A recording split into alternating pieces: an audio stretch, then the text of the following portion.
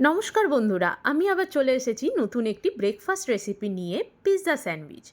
Pizza sandwich বানানোর জন্য চপারে কিছুটা গাজর, ক্যাপসিকাম, পেঁয়াজ দিয়ে ভালো করে কুচি করে নিতে হবে।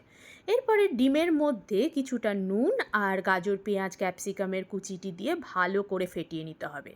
এরপরে পাউরুটির মাঝখানটি চৌকো করে কেটে সরিয়ে রাখতে হবে। তাওয়া ভালো করে গরম করে তার মধ্যে কিছুটা বাটার ব্রাশ করে পাশের কেটে রাখা পাউরুটিটি দিয়ে মাঝখানে ডিমের ব্যাটারটি দিতে হবে। উপর থেকে চিলি ফ্লেক্স আর অরিগ্যানো স্প্রেড করে তার মধ্যে চিজের স্লাইস টুকরো টুকরো করে কেটে দিয়ে দিতে হবে। কিছুটা হয়ে এলে তার উপর কেটে রাখা পাউরুটির টুকরোটি দিয়ে হাতে করে চেপে দিতে হবে।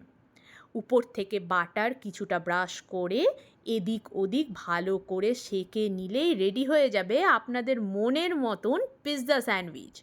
মাঝখান থেকে কেটে সসের সাথে আপনি সার্ভ করুন আপনার মনের মতন মানুষকে। আর এই রকম ইউনিক রেসিপি পেতে আমার প্রোফাইলটি ফলো করুন। আর ভালো লাগলে আপনার বন্ধুদের সাথেও শেয়ার করতে পারেন। দেখবেন খুব ভালো লাগবে। ধন্যবাদ।